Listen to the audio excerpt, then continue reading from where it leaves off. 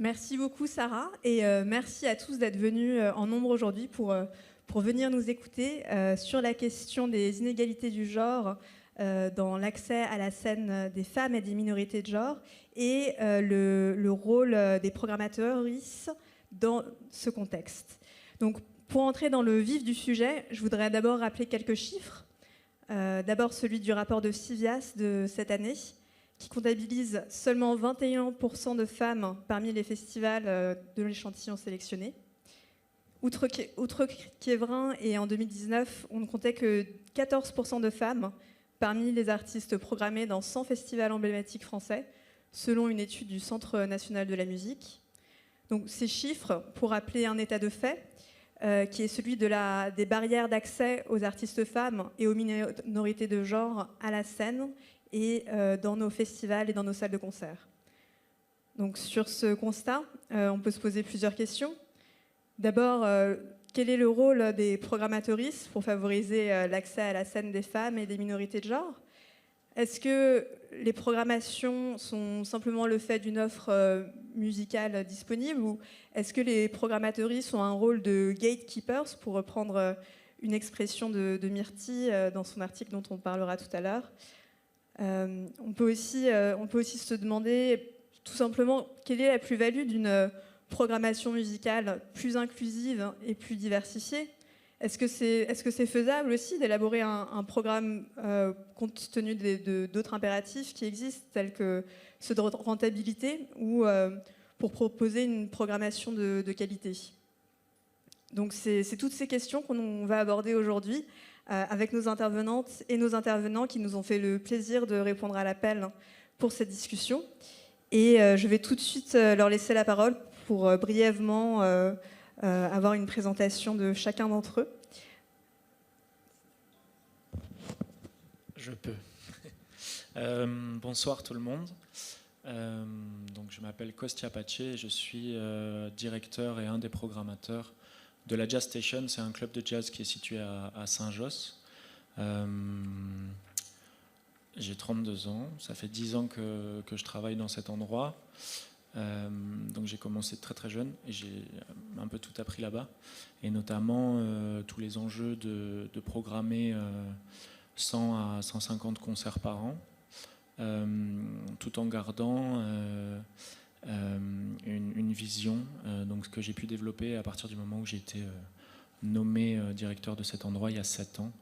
Et donc voilà, le rapport de Civias évidemment nous touche en particulier dans le secteur du jazz qui est quasi exclusivement masculin pour le moment.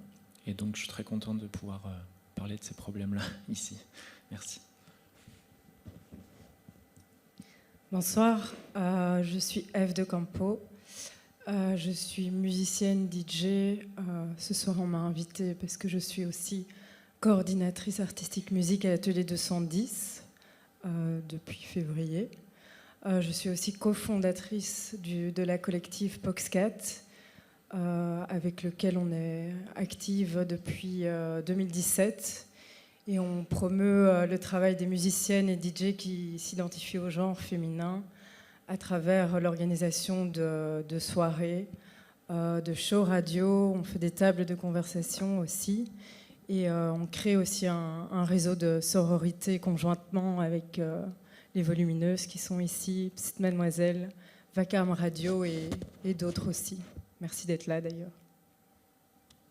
Oui, bonsoir. Donc, je suis Jean-Yves Laffineur, je suis le fondateur du festival Esperanza qui a été créé en 2002, ça fait un bail maintenant. Donc j'assure la programmation de ce festival depuis 2002 et voilà, j'aurai l'occasion d'expliquer en quoi la question nous a préoccupés et nous a orientés dans notre programmation ces dernières années. Bonjour, moi c'est Myrtille Picot.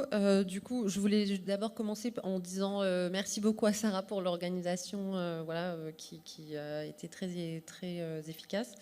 Et aussi, donc, moi je suis sociologue, je suis chercheuse au CNRS en France. Et j'ai travaillé, ce que je vais dire aujourd'hui, c'est issu de la recherche que j'avais faite pendant ma thèse entre 2012 et 2017. Donc je pense qu'il y a quand même des choses qui ont changé entre aujourd'hui et 2017. Donc c'est aussi un enjeu. Mais sur les salles de concert, donc tout type de salles, que ce soit des squats, des clubs électro, des clubs de jazz, des salles de musique classique, etc., quels que soient les genres musicaux, des bars, voilà, où on propose des artistes devant un public, à Paris et à Berlin. Et en particulier, j'ai beaucoup travaillé sur le travail des programmateurs et programmatrices dans ces salles. Voilà. Merci beaucoup à vous. Donc, comme vous le voyez, on a un panel très diversifié d'intervenantes et d'intervenants. Donc, autant des programmatrices de salles de concert comme de festivals, et aussi un point de vue d'une sociologue qui va nous aider à prendre du recul sur la question qui nous préoccupe aujourd'hui. Donc, je suggère qu'on commence par entamer directement la discussion. Et effectivement, comme l'a dit Sarah, on aura un temps de questions-réponses à la fin. Donc, n'hésitez pas à préparer vos questions à la fin pour nos intervenants et nos intervenantes. Donc, pour commencer ce panel et ouvrir la discussion, j'aimerais d'abord me tourner vers toi, Ève. Donc, Ève, tu as donc récemment rejoint la coordination artistique musique de l'atelier de Sandus, et je voulais te demander pourquoi, selon toi, dans ce rôle-là, pourquoi il était important de tendre vers des programmations plus inclusives. Merci pour cette question et merci d'avoir eu l'élégance de m'envoyer les questions à l'avance. Moi, j'ai moins l'élégance de mettre un copion devant moi. C'est une question de visibilité et de cercle vertueux envers les personnes qui s'identifient aux artistes qui se produisent sur scène. Il y a de la diversité dans notre société, dans la vie en général, et il doit y en avoir sur scène.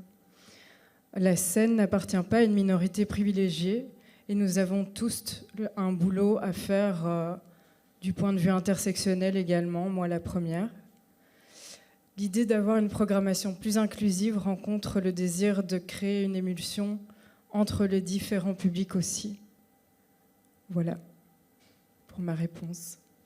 Merci beaucoup. Effectivement, il y a aussi la question de l'intersectionnalité qui se pose aussi et qu'on pourra peut-être avoir l'occasion d'aborder au fil de la discussion. Donc, Kostia, tu le disais dans ton introduction, c'est vrai qu'on a une image d'un milieu du jazz qui est plutôt masculin. Aussi, voilà, ma première question pour toi, c'est aussi assez similaire. C'est voilà, pourquoi faire un effort en fait de mettre en avant plus de femmes, plus de minorités de genre dans une salle comme la Jazz Station. Alors, déjà, pour préciser un peu notre travail, notre attention se porte sur ces questions-là en termes de vision générale de ce qu'on a envie de proposer au public,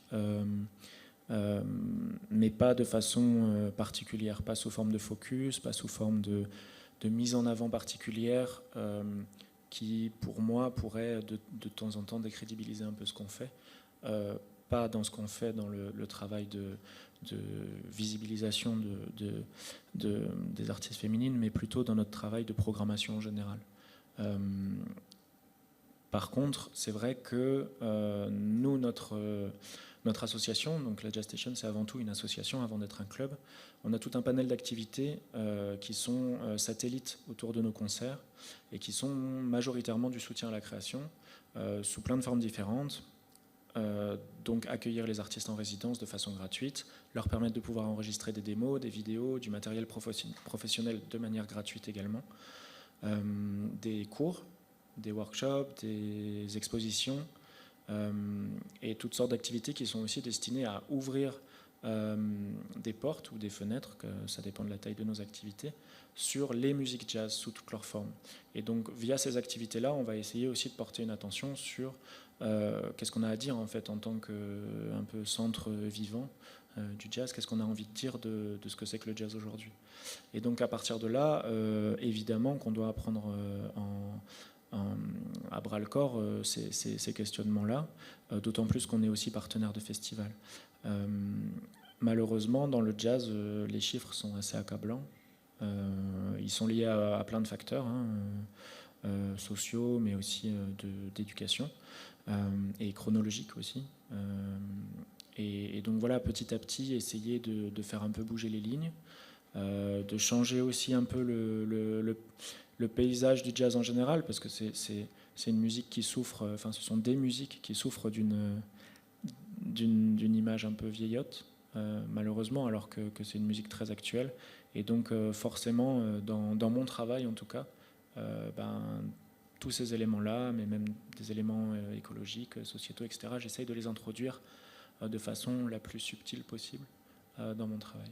Voilà, je ne sais pas si ça répond vraiment à ça. Mais... Oui, tout à fait. Et je pense que tu as souligné un élément important, c'est-à-dire que dans le travail de programmation, dans le travail d'une salle de concert ou d'un festival, il y a un travail de soutien à l'artiste dans le développement de sa carrière. Et effectivement, il y a quelque chose de clé aussi dans le cadre de notre discussion aujourd'hui, quand on parle des barrières d'accès à la scène pour les artistes femmes et les minorités de genre. Je précise aussi que nous sommes un lieu subventionné et qu'à partir du moment où on reçoit de l'argent public, ça me paraît tout à fait essentiel que cet argent-là soit dépensé pour améliorer un peu la société. Donc à partir de là, chaque lieu a sa façon de fonctionner, mais pour moi ça me paraît complètement aberrant de ne pas répondre, en tout cas, à cette aide qu'on nous donne pour faire nos projets. Oui, c'est peut-être quelque chose dont on pourra parler aussi par après. Maintenant, je me tourne à ma droite. Donc voilà, on a entendu un peu le point de vue plus côté club, côté salle de concert. Maintenant, d'un point de vue plus du festival. Donc Jean-Yves, avec Esperanza, tu faisais partie dans le rapport Civias d'un des festivals qui avait une des programmations les plus inclusives. Donc, ma question pour toi, c'était de savoir, voilà, finalement, est-ce que c'était une démarche active, est-ce que c'était une démarche volontaire, et comment ça s'est fait Ok, donc en fait, il faut savoir que le Festival Esperanza est un festival qui se veut conscient et engagé sur des questions politiques et citoyennes. Et donc chaque année, parallèlement à l'organisation du festival et tout au long de l'année, on mène une campagne d'éducation permanente sur un sujet particulier. Et en 2018, notre campagne, c'était le déclin de l'Empire du Mal. Et donc, on a voulu, par cette campagne, justement, mettre en évidence toutes les disparités existantes dans notre société et surtout la domination masculine telle qu'elle impose des logiques et sur lesquelles des collectifs présents sur le festival réfléchissaient et étaient actifs pour trouver des solutions et pour aller de l'avant. Et au cours du festival, j'ai été interpellé à un moment par le collectif La Barbe, qui est un collectif en espérant que je sois fidèle à ce qu'il revendique, qui vise à dénoncer justement l'invisibilité des femmes dans les différents lieux de la société. Et ils nous ont demandé à pouvoir faire une intervention sur scène. Donc ça a été négocié avec eux et avec un artiste parce qu'on trouvait que c'était la meilleure opportunité à ce moment-là.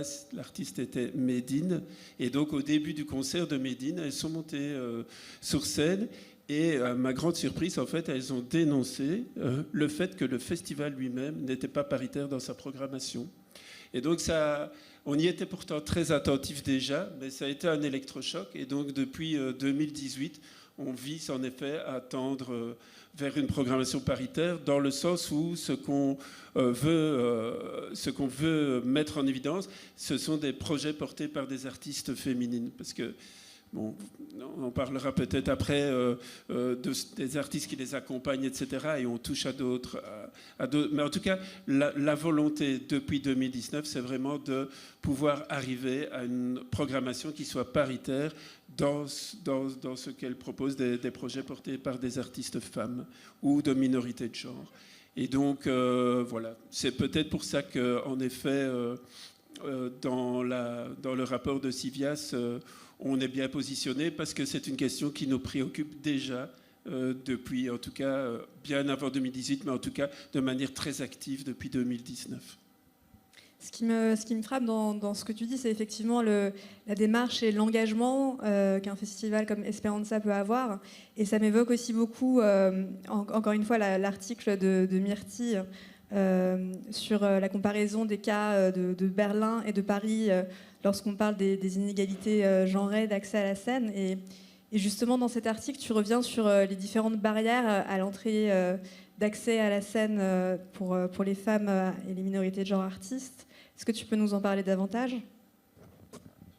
Oui, alors en fait, quand j'avais fait mon enquête à Paris et à Berlin, j'avais l'impression, parce que du coup j'avais fait différentes méthodes, j'avais notamment fait beaucoup d'ethnographie, donc en allant dans différentes salles de concert, clubs, etc. J'avais l'impression, mais c'était une impression un peu vague comme ça, que je voyais potentiellement plus de personnes identifiées femmes sur les scènes à Berlin qu'à Paris. Et donc après, un peu après, j'ai essayé de creuser ça d'un point de vue statistique. Donc après, bon, les statistiques, c'est jamais forcément, c'est toujours un peu sec et c'est toujours un peu limitant. Et ça pose aussi la question de comment on catégorise les personnes qui sont sur scène, vu qu'on va faire des catégories qu'on va quantifier. Donc voilà, donc moi ce que j'ai fait comme méthode, et qui, il me semble, est aussi la méthode adoptée dans le rapport de Sylvia, c'était de voir les personnes, donc comment elles se présentaient elles-mêmes. Et donc soit comme j'avais fait 2 catégories, femmes, hommes, j'ai pas eu, au moment où j'ai fait l'enquête, de personnes qui s'identifiaient comme non-binaires. Et après, il y avait des personnes dont je trouvais pas l'information parce qu'elles se présentaient pas forcément, etc. Donc c'était non codable. J'ai pas codé, voilà. Et donc, j'ai vu effectivement, c'était plutôt sur des salles des clubs de musique électronique, et j'avais à peu près les chiffres que j'ai trouvés, c'était dans les salles à Paris. Il y avait 10% de femmes sur scène, enfin de femmes dans l'ensemble des artistes programmés. J'avais pris un mois de programmation dans 6 clubs. À Berlin, c'était 18%. Et c'était à peu près cohérent avec les chiffres que donne le groupe militant Female Pressure, qui aussi fait ce genre de comptabilisation sur des festivals, notamment de musique électronique en France et en Allemagne. Donc c'était à peu près le même ordre de grandeur. Et donc l'idée, c'était de se dire comment ça se fait qu'on a cette différence entre ces deux villes. Est-ce que c'est que les programmateurs et les programmatrices à Paris sont beaucoup plus sexistes on va dire encore plus sexistes qu'ils ne le sont à Berlin, ou est-ce qu'il y a d'autres choses qui peuvent expliquer ça? Donc du coup, pour dire très rapidement, mais en gros, il y a beaucoup de recherches qui ont travaillé sur les représentations. Donc le fait quand on pense par exemple que en fait, les genres musicaux, par exemple, charrient avec eux des représentations genrées. Donc si on pense au rap, par exemple, on va plutôt penser à un pôle plus masculin, alors que le R&B, on va penser à un pôle plus féminin. Pareil pour le rock et la pop. Voilà, qu'en fait, on a comme ça des représentations qui vont avec les genres musicaux, et donc qui influence aussi qui ensuite va être mis sur scène. Et moi, j'essaie de regarder du côté des personnes qui travaillent dans la programmation, comment est-ce que finalement, au-delà des représentations, comment la façon même de travailler de ces personnes-là peut influer en fait sur les programmations, vu que c'était aussi une de mes questions de recherche. Et donc, pour le dire très très vite, en gros, à Berlin, on a un milieu qui est quand même moins professionnalisé qu'à Paris. Il y a moins de gens qui vivent de la programmation, ce qui fait qu'on a aussi beaucoup plus d'endroits où il y a des programmations collectives, parce qu'en fait, les personnes ont un travail à côté, etc., ne peuvent pas programmer à temps plein. Et donc, quand on a une programmation collective, on a plus de personnes qui vont utiliser leur réseau pour recruter, entre guillemets, des artistes, puisqu'une programmation, finalement, c'est aussi beaucoup de réseaux, de qui on parle dans mon réseau en ce moment, qui est la bonne musique, etc. Et donc, en cumulant différents types de réseaux, ça fait des programmations plus diverses. Et aussi parce qu'à Berlin, le milieu musical est beaucoup plus proche du milieu militant, notamment le milieu féministe, le milieu LGBTQA. Et donc, c'est aussi pour ça qu'il y a des critères de programmation militants qui vont circuler entre ces espaces, alors qu'à Paris, on a plus un refus de ce militantisme, ce qui pourrait être traduit comme aussi une forme de militantisme, c'est-à-dire dire « je ne veux pas m'intéresser à ça ». Voilà, c'est aussi une forme, on va dire, un peu négative de militantisme, mais qui en tout cas était moins proche à ce moment-là de ces milieux-là, et donc aussi moins imprégnés de ces questions-là, qui leur apparaissaient comme quelque chose d'externe à la musique et donc de non légitime comme critère de programmation, même si aujourd'hui ça tend quand même beaucoup à bouger. Merci Myrtille. Et je pense qu'on aura l'occasion de revenir plus en détail sur ton article et tes avancées. Ce que tu évoques me fait penser beaucoup aux différents défis qu'on peut trouver. En tout cas, quand on parle à des programmatrices de salles de concert ou de festivals. Aussi pour la petite anecdote, donc je ne me suis pas vraiment présentée, mais voilà, je suis coordinatrice de Live Europe, qui est une plateforme qui rassemble 22 salles de concert en Europe. Et effectivement, quand on parle des enjeux de programmation paritaire, il y a souvent un argument qui revient, qui est de se dire, voilà, quelle est la faisabilité en fait d'avoir une programmation paritaire. Et c'est vrai que voilà, il y a plein d'enjeux, il y a plein de défis en fait liés à voilà, la rupture de ces barrières d'accès à la scène. Et voilà, parlant de salle de concert, voilà, je me tourne encore dans la team salle de concert qui est à ma gauche. Je voudrais savoir, selon vous, quels sont les défis qu'on peut avoir dans une salle pour la programmation de plus de femmes et de minorités de genre, et dans un sens, comment on peut les surmonter? Ouais. Ok, je me lance. Ils sont multiples et ils sont fortement liés à des défis de programmation généraux. Je vais parler du domaine que je connais, donc le jazz. On se retrouve face à, comme je disais tout à l'heure, des chiffres qui sont très compliqués à changer. Donc, il y a une étude qui a été faite en France. On parle de 8% de femmes dans le milieu du jazz. Et si on enlève toute la partie vocale, donc chantée, on tombe à 4% d'instrumentistes. Or, le jazz est majoritairement une musique d'instrumentistes. Ce qui, par exemple, en jazz, nous pose un petit peu problème. C'est-à-dire oui, certes, programmer des artistes féminines volontiers, mais ne pas toujours tomber dans les mêmes stéréotypes. Ne pas tomber toujours dans les mêmes styles aussi, pour avoir une variété de propositions qui soit cohérente par rapport à la scène actuelle de ce qui se passe en Belgique, mais dans le monde en général. Mais les autres enjeux sont aussi de créer, de recréer, on en parlait tout à l'heure, des modèles en fait. C'est-à-dire que le principal écueil devant lequel on se retrouve, c'est que comme il y a peu d'artistes féminines qui font du jazz, il y a peu de jeunes artistes qui se lancent, et encore moins qui continuent à faire ce qu'elles font, ou alors elles bifurquent, soit dans l'enseignement, soit dans d'autres styles musicaux, soit elles abandonnent complètement leur art. Et c'est pas une question de talent, c'est pas une question de motivation, peut-être un peu, mais c'est des obstacles en fait. Et donc tous ces obstacles, nous en tant que programmateurs, programmatrices, il faut essayer de les gommer sans que ce soit trop gros sabots non plus.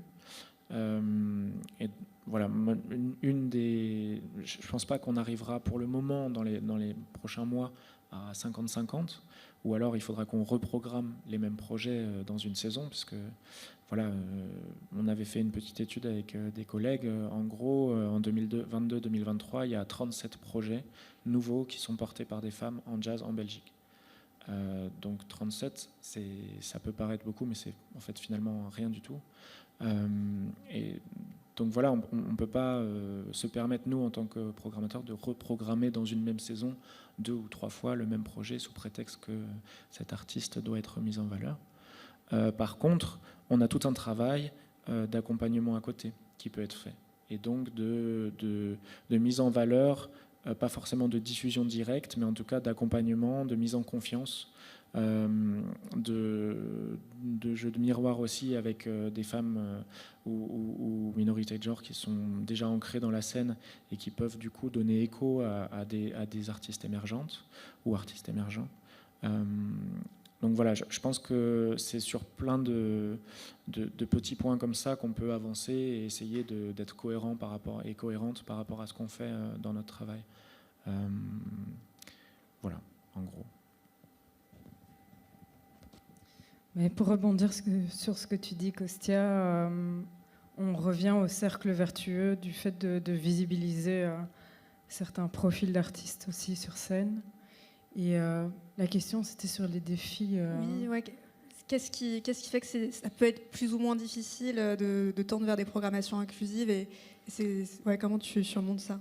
Je pense que c'est aussi à d'autres postes des salles de concert, comme à la technique ou à la sécurité. Ça, c'est aussi un obstacle, et comment surmonter ça en les engageant.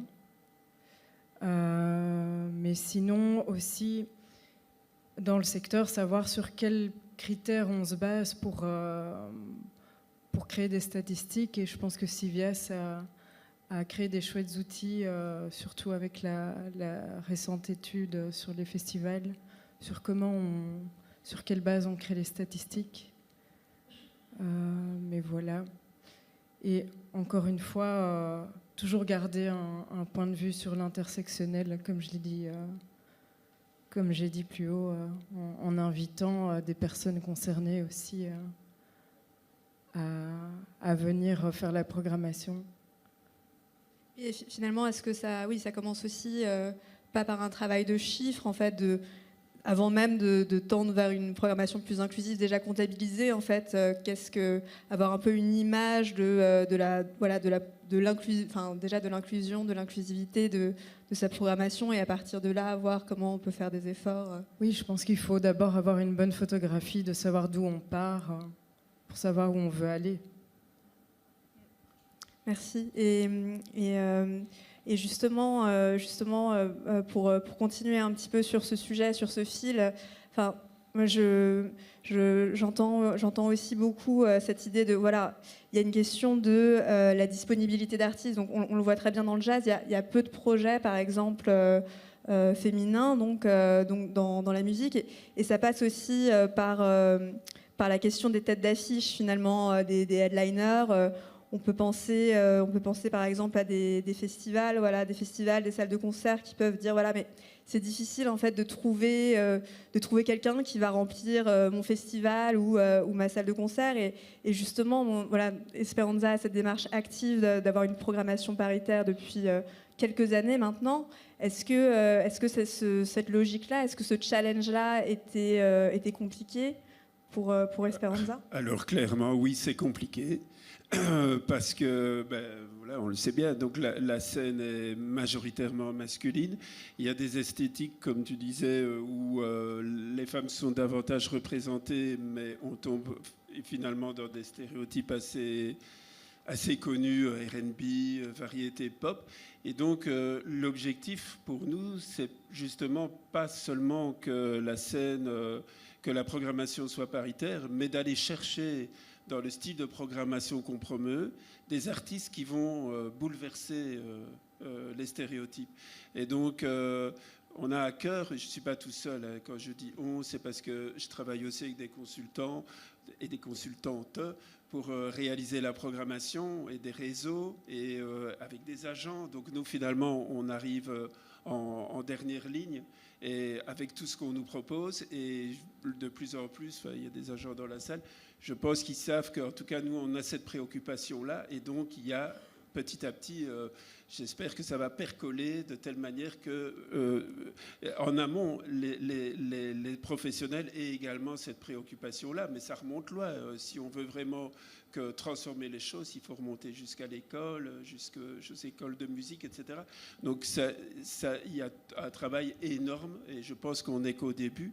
Mais clairement, donc par exemple, si je trouve une artiste si nous trouvons une artiste qui a un projet super intéressant dans le milieu hip-hop ou dans le milieu reggae, par exemple, où elles sont largement sous-représentées aussi, on y va à fond tout de suite.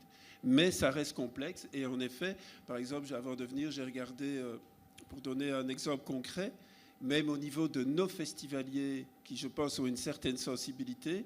Quand je regarde, on fait chaque année une petite enquête et on leur demande qui ils aimeraient bien voir chez nous. Dans les 120 premiers artistes, il y a à peine 28% d'artistes féminines. Donc il y a vraiment un énorme travail complexe. Et en effet, au niveau des têtes d'affiche, c'est encore plus compliqué puisque la scène est largement masculine. Mais donc voilà, on a cette opportunité, nous, à Esperanza, parce que c'est un festival alternatif, de pouvoir proposer des artistes qui ne sont pas des énormes têtes d'affiche. Donc quelque part, c'est peut-être plus facile, mais ça représente quand même un travail énorme de défrichage, parce que c'est pas logique et ça ne représente certainement pas la majorité des artistes. Oui, et je pense qu'on y reviendra sur cette question de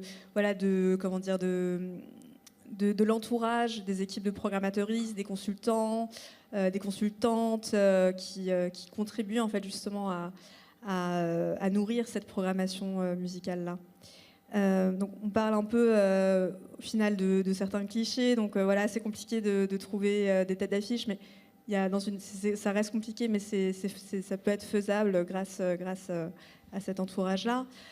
Aussi un critère qu'on entend souvent comme faisant que c'est compliqué de programmer, d'avoir une programmation plus inclusive, c'est finalement voilà, on va plutôt privilégier une offre musicale de qualité dans sa programmation plutôt que de prendre voilà, la question du genre comme un critère légitime. En fait, le critère du genre est un critère illégitime dans la sélection des artistes dans une programmation. Et justement, Myrti, tu reviens sur ce point précisément dans ton article et dans tes recherches. Est-ce que tu peux nous en parler un peu davantage et de voir comment tu déconstruis ça ? Oui, en fait, c'est vrai qu'il y a quelque chose qui est compliqué. En fait, si on pense justement dans la définition de la valeur musicale ou par exemple des genres musicaux, on voit que d'une certaine façon, les hiérarchies de ce qui est la bonne musique, la moins bonne musique, etc., elles sont très genrées, elles sont très racialisées aussi. Et donc, c'est en fait des hiérarchies qui vont opposer un plus et un moins. Enfin, voilà. Et du coup, d'une certaine façon, quand on réfléchit aux programmations et à avoir plus d'accès à des minorités de genre, à des personnes qui s'identifient comme femmes, etc., sur scène, il y a quand même cette question, je pense qu'on ne peut pas, d'une certaine façon, ne jamais aborder, qui est aussi la façon dont la valeur musicale est définie. Et qu'en fait, peut-être qu'il faut aussi s'interroger sur la façon dont est définie la bonne musique et qu'on peut... Enfin, voilà, il y a aussi cet enjeu-là, c'est-à-dire que souvent, moi j'entends beaucoup de programmateurs ou de programmatrices qui me disent, par exemple, voilà, mais je sais pas où... Enfin, il n'y a pas de femmes dans on ne trouve pas de femmes à programmer, par exemple, etc. Et en fait, c'est aussi, comme me l'avait dit d'ailleurs un programmateur qui avait fait un festival où il y avait beaucoup de femmes, enfin, qui était principalement centré sur ça, déjà il y a quand même pas mal d'années. Il disait, en fait, c'est en soulevant le tapis qu'on s'est rendu compte qu'il y en avait plein. Et pour moi, c'est quelque chose qui est assez important dans ce que ça révèle, c'est-à-dire qu'en fait, c'est pas forcément là où on regarde qu'on va trouver. C'est-à-dire que si on s'appuie toujours, on regarde toujours aux mêmes endroits en cherchant quelque chose qui correspond à la définition antérieure de ce qu'est la bonne musique dans notre genre ou dans notre type de... Voilà. C'est pas forcément là qu'on va trouver, parce qu'en fait, souvent... Par le fait de la définition des genres, des hiérarchies, en fait, par exemple, les femmes, les minorités de genre, des personnes racisées, etc., elles vont se retrouver, tous ces artistes-là, un peu en marge de ces définitions-là, et donc elles ne vont pas forcément être là où on les cherche. Et donc je pense que c'est aussi cette question qui est importante. C'est pour ça que la diversification des réseaux de programmation et de sur qui on s'appuie pour faire remonter, entre guillemets, des informations sur des artistes, c'est important dans justement cette transformation en fait à la fois des personnes sur scène mais aussi des façons de concevoir le talent, la valeur artistique ou musicale. Oui, et c'est ce que tu appelles aussi l'écoute relationnelle, c'est-à-dire qu'un programmateuriste va se reposer donc sur comme tu viens de le dire, sur ces réseaux, sur les intermédiaires, et finalement c'est ce que tu vois à Berlin en fait, c'est que les équipes de programmation sont plus diversifiées et voilà, il y a une démarche un peu plus ouverte en fait. Oui, c'est ça, c'est plus diversifié. Enfin, même si, bon, à Berlin, par exemple, sur la question... Enfin, bon, à Berlin, par exemple, il y a aussi beaucoup de programmateurs, programmatrices qui sont pas de nationalité allemande. Beaucoup plus qu'à Paris, il y a de programmateurs, programmatrices qui sont pas de nationalité française. Et du coup, on voit que ça, par exemple, aussi, ça va aller enrichir les programmations d'artistes qui viennent d'autres pays qu'on ne retrouvera pas forcément à Paris, même si après, sur d'autres questions, par exemple en France, comme c'est une ancienne capitale coloniale de façon beaucoup plus forte qu'à Berlin, où les colonies, enfin bref, bon, ont été arrêtées avant, on a quand même aussi une diversité de pays, de gens qui sont dans les programmations à Paris qu'il n'y a pas à Berlin. Donc ça dépend aussi de quels critères on regarde, mais en tout cas, effectivement, la diversité des réseaux de programmation, c'est important parce que c'est dans ça que se constitue quand les gens disent « Ah, j'ai entendu parler de tel artiste », et après quelqu'un d'autre dit « Ah oui, moi aussi j'ai entendu parler de cette personne », etc. C'est ça qui fait qu'au bout d'un moment, on se dit un peu « Ah bah oui, c'est vrai que c'est bien, j'en ai entendu parler 50 fois », etc. Et donc ça renforce potentiellement certains au détriment d'autres. Oui, c'est comme si en fait, on parle aujourd'hui de barrières d'accès à la scène. Au final, parfois il peut y avoir aussi l'offre qui est l'offre musicale qui est déterminante, mais c'est aussi les équipes donc, qui comptent. Et donc, par exemple, Jean-Yves, toi tu disais que donc, tu fais appel aussi, tu as un effort de diversification des équipes de programmation pour Esperanza. Oui, complètement. Donc je peux pas. Enfin, nous, on travaille à une programmation qui était internationale. Donc quelque part, c'est une chance. Ça veut dire qu'en effet, je travaille avec énormément de réseaux alternatifs et pas les réseaux les plus les plus mainstream du circuit. Donc ça me permet en effet d'avoir des propositions et d'aller chercher des choses complètement émergentes, novatrices dans des pays qu'on n'imagine même pas que ce type de musique puisse exister. Donc c'est une opportunité. Mais par ailleurs, en effet, que ce soit avec les agents avec lesquels je travaille ou même en interne, je travaille en effet avec des consultantes qui savent qu'on a cette préoccupation-là et qui travaillent donc à construire des réseaux avec les artistes qui nous permettent de programmer des artistes en effet qui sont plus féminines ou de minorité de genre. Mais c'est un gros travail et c'est vraiment pas évident parce que, comme je le disais, on est en dernière ligne. Donc en amont de ça, il y a tout le travail qui doit être fait par les salles, il y a tout le travail qui doit être fait par tous les milieux musicaux pour favoriser en effet l'émergence d'artistes féminines. Et il y a une richesse incroyable. Ce que je veux dire aussi, et peut-être Sylvia a mis ça aussi en exergue, c'est que nous, notre préoccupation, enfin, en tout cas notre démarche, ça a été de mettre en avant des projets portés par des femmes ou des minorités de genre. Mais si on regarde maintenant les artistes qui sont sur les scènes, je dois bien avouer que là, on n'est pas du tout dans une parité de genre. Parce que tu peux avoir, je prends un exemple très concret, on avait une artiste reggae cette année qui s'appelle Empress Sativa, et elle est venue avec son groupe, et son groupe est composé uniquement d'instrumentistes hommes. Et donc, mais c'est quelque chose que bien souvent, on ne sait même pas en amont. Quand je programme une artiste féminine, je ne sais pas toujours par qui elle sera accompagnée. Bien souvent, la fiche technique arrive au mois de mai, au mois de juin, en dernier recours. Et donc, on a une difficulté à valoriser des groupes qui soient entièrement portés par des femmes ou de manière paritaire sur scène. Et des groupes qui sont uniquement composés d'artistes féminines, que ce soit en électro, en hip-hop, en reggae, en musique globale ou autre, musique alternative, c'est vraiment pas courant et c'est très très peu présent sur les scènes encore à l'heure actuelle. Oui, effectivement, il y a une marge de manœuvre qui peut être aussi limitée sur parfois les backing bands, ce type d'entourage artiste. Et voilà, il y a un projet aussi qui s'appelle Key Change, dont on a une représentante dans la salle aujourd'hui. Et effectivement, il y a toute cette logique, quand on parle de la comptabilisation, c'est de voir Est-ce qu'on compte aussi les techniciens et les techniciennes qui sont avec le groupe? Enfin, il y a, effectivement, dans la comptabilisation, il y a plein de choses qu'on peut prendre en compte ou pas et qui aussi sont comment dire, du ressort des programmateurs et des programmatrices, effectivement.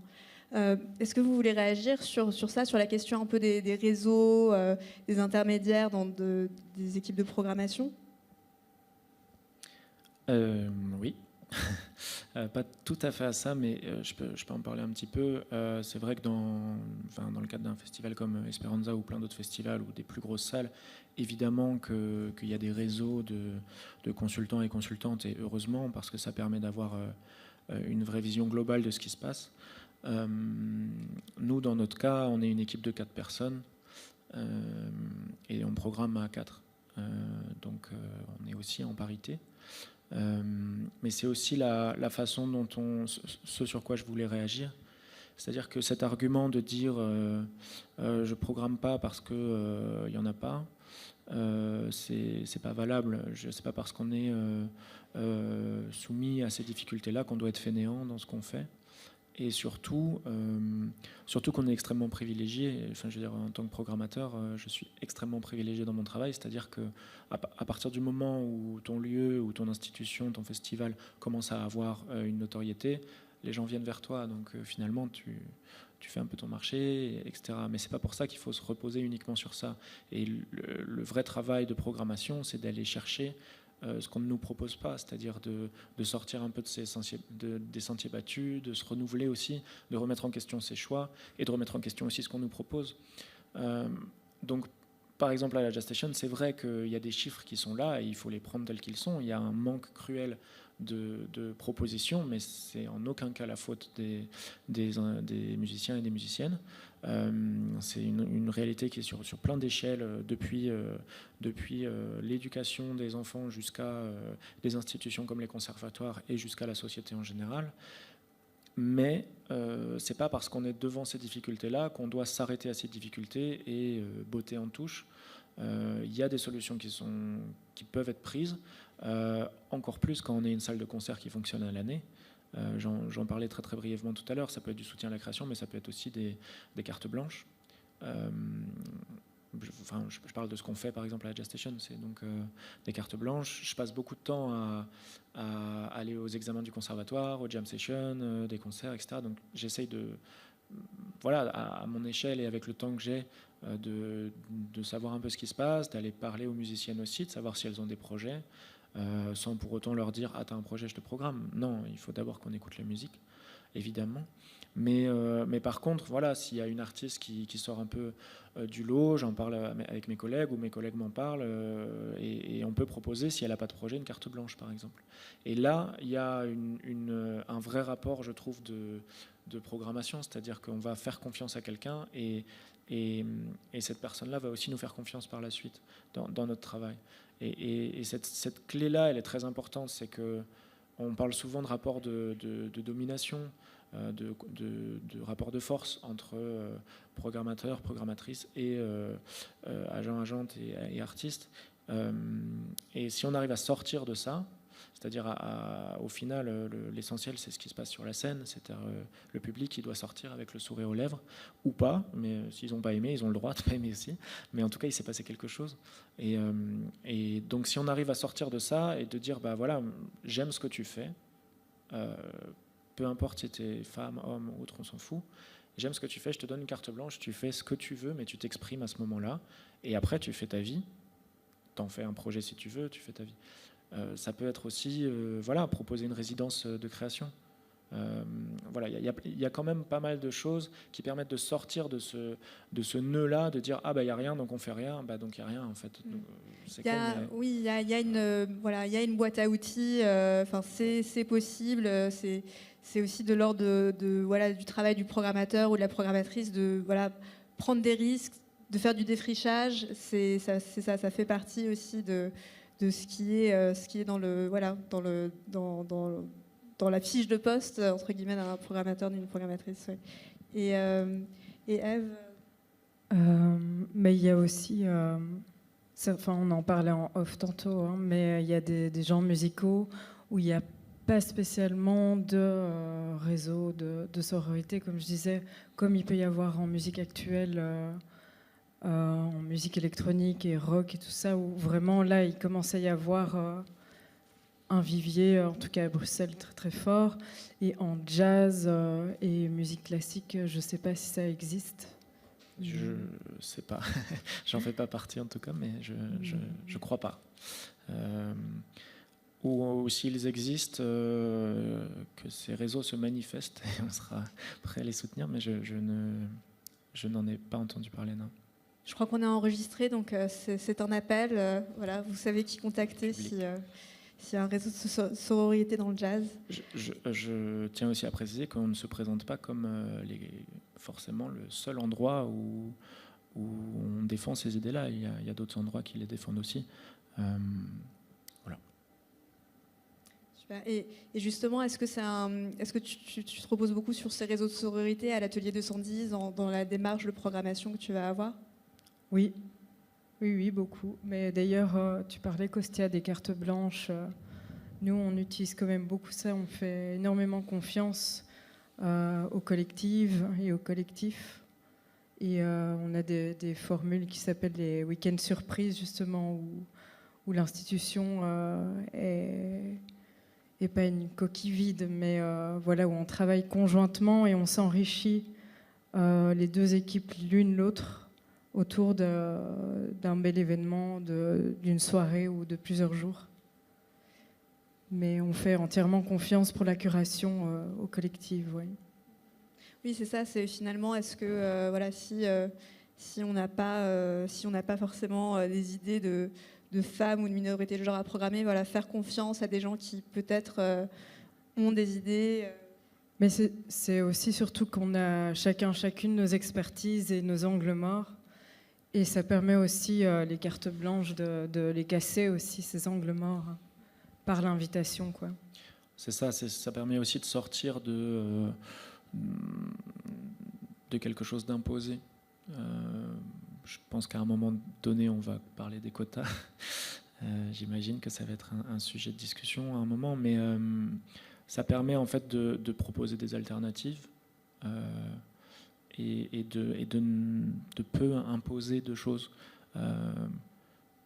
Par exemple, moi, je me verrais mal, en tant que programmateur, demander à un artiste masculin de faire un projet avec des femmes. C'est son travail d'artiste, c'est pas forcément mon travail à moi. Ou alors je donne une carte blanche à une artiste féminine, ou alors, dans ce cas-là, je produis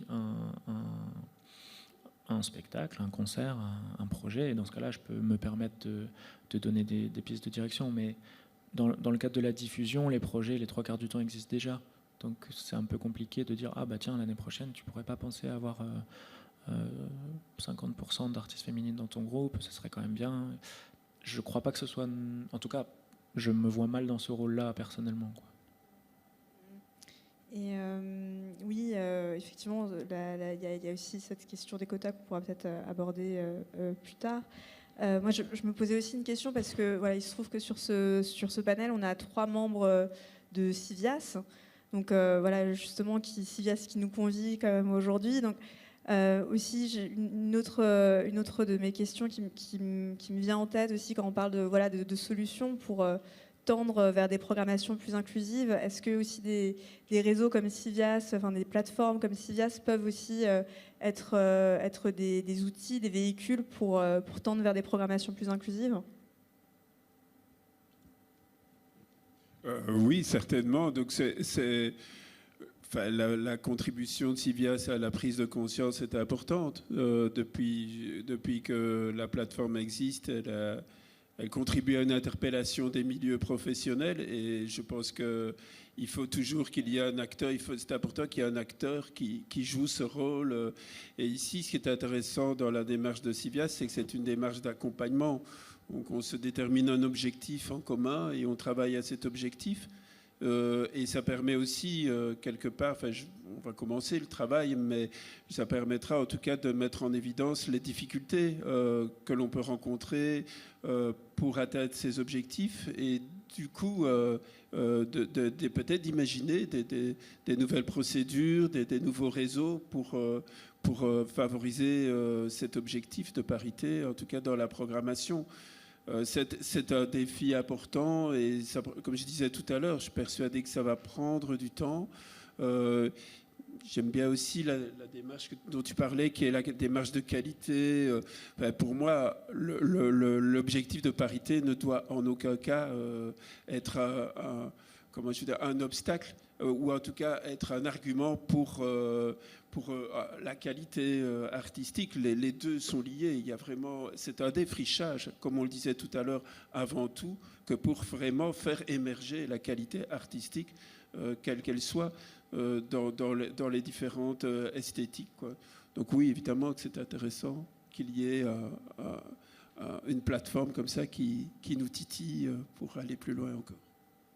Est-ce que l'atelier 210 et la Jazz Station sont des membres plutôt récents ou plus anciens de Civias? Est-ce que voilà, vous avez une grande expérience avec Civias? À l'atelier 210, en tout cas, on a renouvelé nos vœux il y a peu de temps, mais je pense qu'on était membres déjà avant que j'arrive. Mais peut-être que je dis des grosses bêtises. J'ai pas vérifié cette info. Mais par ailleurs, là où je travaillais avant, on était membres aussi, donc j'ai un passif plus ou moins long et heureux avec Civias. Dans notre cas, j'ai plus vraiment les dates en tête, mais c'était pendant la pandémie. Au début de la pandémie, qu'on a commencé à être en contact avec Civias et qu'on s'est lancé un peu dans cette aventure-là, et c'était le moment idéal pour le faire aussi. Des grands moments de remise en question, de où on va et comment on y va. Et voilà, ça s'est concrétisé à partir du moment où on a pu reprendre toutes nos activités. Mais je vais un peu redire ce qui a été dit. Pour nous, en tout cas pour moi en particulier, en tout cas dans mon travail de direction de cette structure, à la fois ça m'a fait prendre conscience qu'on était dans une bonne direction, mais que c'était pas encore assez. Et donc c'est bien d'avoir comme ça des jalons à poser, des objectifs en fait. Petit à petit, si on en remplit un, puis un autre 3 mois après, au final on a 9 ou 10 objectifs dans la saison qui sont remplis, et ça peut paraître des petites choses, mais c'est très enthousiasmant et ça donne envie d'aller plus loin évidemment. Donc voilà, merci Civias. Oui, et bon, peut-être que c'est, Myrti, une question que tu as moins étudiée, puisque ta recherche s'est arrêtée en 2017, tu disais, c'est ça? Mais est-ce que, voilà, tu parlais de Sheep Pressure, est-ce que voilà, tu as vu l'émergence d'organisations comme ça qui s'attaquaient plus précisément au sujet et un peu leur rôle au final et leur impact sur les programmations? J'ai l'impression que oui, il y a quand même eu, plutôt, moi ce que j'ai plus vu, c'est plus des collectifs effectivement qui en fait font des programmations avec une attention, par exemple, soit à la programmation de personnes identifiées femmes, ou alors par exemple de personnes trans ou de personnes racisées. C'est plus ça que j'ai vu. Je veux dire, je parle du coup d'un point de vue moins institutionnel, quoi. Moins des organisations, mais des collectifs, y compris d'artistes ou d'autres professionnels de la musique. Et ça, j'ai l'impression que quand même, en tout cas en France, ça existait déjà, mais c'était beaucoup moins présent et c'était moins audible que ça l'est aujourd'hui. Donc j'ai l'impression que là, il y a quand même une bascule qui s'est faite, aussi parce que voilà, des discours militants sont peut-être plus audibles de manière générale, même s'il y a toujours un contre, c'est aussi contré par d'autres discours. Mais peut-être aussi, moi je parle beaucoup de la programmation parce que j'ai plus travaillé sur ça, mais je pense qu'aussi, au-delà des personnes qui font la programmation, il y a plein d'autres niveaux de professionnels de la musique, dans les maisons de disques, dans les agences de tournée, etc., où en fait ces enjeux-là se jouent. Et les organisations comme Civias ou d'autres ça aide aussi, je pense, à construire un rapport de force, en fait, parce que je pense que ces enjeux-là, c'est aussi, il y a des enjeux économiques derrière, voilà, et donc je pense que c'est aussi un rapport de force à la fois politique et économique. Et plus il y a des personnes qui rejoignent ces organisations, qui promeuvent ces questions-là, je pense quand même que ça, même si voilà, on n'est pas encore à une situation, mais ça construit un rapport de force politique qui est quand même nécessaire aussi pour que ça change. Et alors, avant d'ouvrir la parole au public, j'ai peut-être une dernière question qui s'adresse un peu à vous tous. Effectivement, on parlait précédemment des quotas. Donc, est-ce que les quotas peuvent être une solution pour tendre vers des programmations inclusives? Mais moi, j'aimerais presque prendre le contre-pied. C'est est-ce que, on parle de quotas, mais est-ce qu'une autre logique pourrait être aussi celle une logique d'incitation, en fait, d'incitation à la programmation inclusive par pourquoi pas des aides financières. Et à ce sujet, en travaillant sur ce panel, j'ai vu que côté français, le CNM avait récemment déployé une aide au projet en faveur de l'égalité femmes-hommes. Donc l'idée, c'est de soutenir des structures professionnelles qui développent des projets qui sont spécifiquement liés à l'égalité femmes-hommes ou à la prévention des violences sexistes et sexuelles. Donc là, on s'écarte un peu de notre sujet, mais est-ce qu'on pourrait imaginer, par exemple, un projet, une aide publique qui inciterait à programmer davantage de femmes ou de minorités de genre dans la musique? Ou est-ce que finalement, ce serait peut-être aussi une logique qui s'imposerait plutôt une incitation qui viendrait directement même des opérateurs ou des opératrices dans la musique? Moi, j'ai pas bien compris. Est-ce que cette aide publique, elle serait destinée à payer mieux les femmes? Ça serait bien. Non, en plus, on pourrait imaginer. Donc là, par exemple, dans le cas du CNM, c'est des structures qui auraient des projets pour soutenir l'égalité homme-femme. Donc là, on parle de la programmation. Donc pourquoi pas un projet pour soutenir pour une aide à la programmation plus inclusive, qui pourrait aussi, pourquoi pas, aider à une meilleure rémunération des femmes, qui sait. Moi, je pense que les deux démarches peuvent se faire conjointement. Celle que tu décris là est plus qualitative, celle des quotas est plus quantitative. Ce qu'il y a de bien, entre guillemets, avec les quotas, c'est que c'est très efficace et que, comme je disais tantôt, il y a vraiment une photographie de l'instant T et ça peut être parfois violent. Mais oui, pourquoi pas injecter des fonds pour avoir des programmations plus inclusives et égalitaires, et pas que femmes-hommes, encore une fois, plus intersectionnelles. C'est une bonne idée, je trouve. Moi, je suis contre cette idée-là. Non, je l'affirme, je suis contre. Je pense que ça va créer beaucoup de problèmes qui n'ont pas de raison d'être et beaucoup de débats qui n'auraient pas forcément lieu d'être non plus. Des aides spécifiques, je crois que c'est déjà suffisamment compliqué pour trouver des aides aujourd'hui. Par contre, je suis plutôt partisan à partir du moment, j'en ai parlé au début, à partir du moment où on reçoit des aides, que dans le cahier des charges, et c'est déjà en train de se faire, fort heureusement, il y ait ces problématiques-là, et que si ces problématiques-là ne sont pas respectées, il y ait des sanctions, en fait. C'est-à-dire que quand on reçoit une subvention, on a 80% de la subvention qui est versée, et ensuite on doit rendre un bilan de ce qu'on a fait avec cet argent-là, pour recevoir en général les 20% restants. Et pour moi, ce serait logique que si les objectifs qui sont des objectifs sociaux ne sont pas respectés par une institution qui a touché de l'argent, que ces 20% ne soient pas versés, mais qu'ils soient reversés à une structure ou une association ou un mouvement qui répond à ces problématiques-là. Voilà, c'est mon avis, mais je pense qu'il y a un moment où en fait on ne peut pas être dans le compromis tout le temps. Il faut y aller, et c'est pas en disant tiens, on va te donner 5 000 € pour que tu fasses une programmation un peu plus féminine. Je suis pas sûr que ça va changer la mentalité des gens.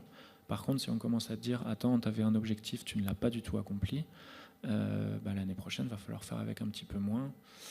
Je crois que ça permettrait un petit peu de remettre les choses dans l'axe. Peut-être que c'est un peu violent, mais c'est faisable en fait. Donc bien sûr que c'est impossible que nous, on nous dise, voilà, dans le cadre de ton contrat programme ou peu importe, il faut qu'il y ait 50% d'artistes féminines dans ta programmation. C'est pas du tout ça que je dis. Mais qu'il y ait des jalons qui soient posés et que si ces jalons-là ne sont pas respectés, qu'il y ait vraiment des comptes à rendre à la fin, en fait.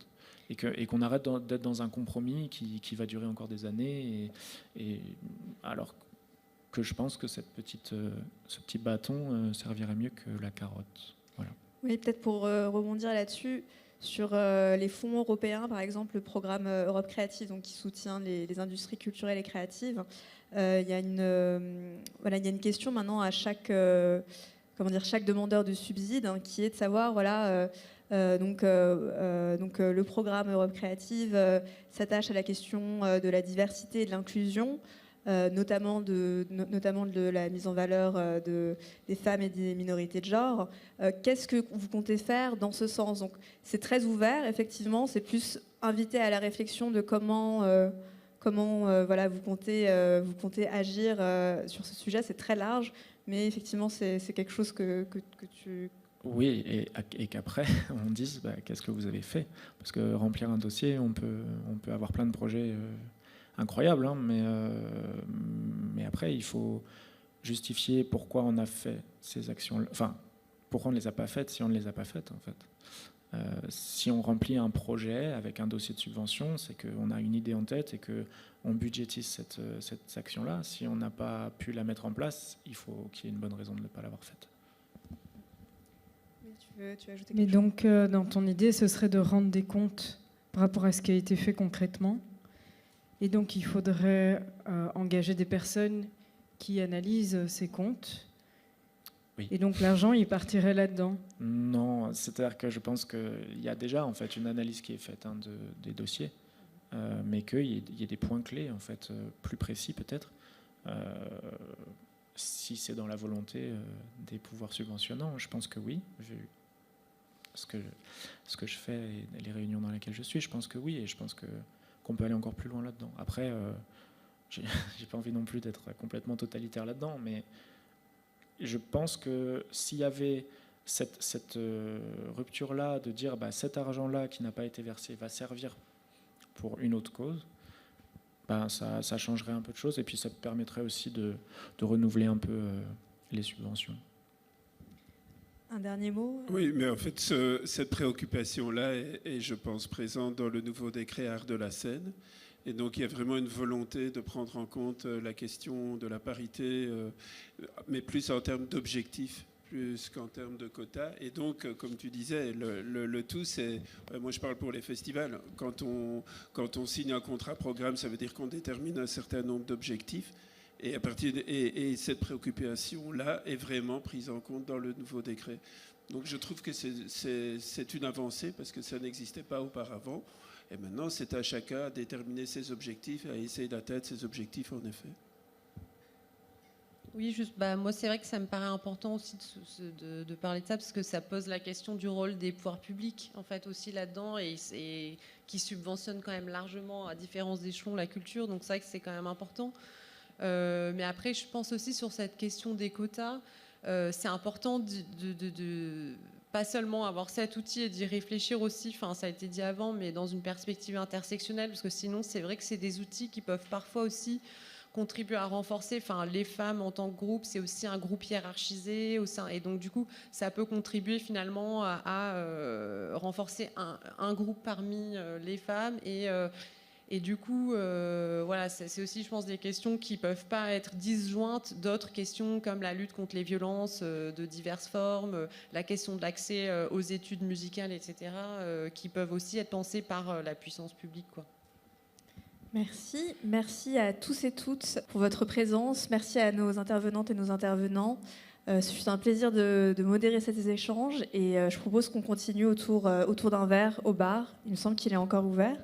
Je pense. Oui, super. Bon, très bonne soirée à toutes.